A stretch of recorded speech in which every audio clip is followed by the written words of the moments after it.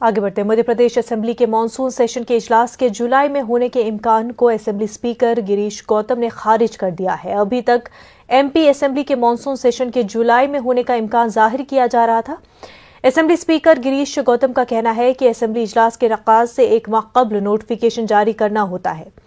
Assembly session का इनकाद अब जुलाई में तो मुमकिन नहीं है, मगर अगस्त में असेंबली के मानसून सेशन का इनकाद किया जाएगा। गिरीश गौतम का कहना है कि असेंबली एक सेशन से दूसरे सेशन के बीच 6 माह का वक्फा होता है। इससे कबल जुलाई में असेंबली सेशन का इनकाद किया जाएगा। जुलाई अगस्त था कि जुलाई अगस्त में हो सकता है, और जुलाई वाला तो अब पीरियड निकल गया। अधिसूचना 1 महीना पहले जारी होती है, वो संभव नहीं है, तो अगस्त में ही संभावित है। अब करना तो जैसे अपनी तरफ से प्रस्ताव चला गया, संसदीय चला गया, और सरकार को फैसला करना रहता है।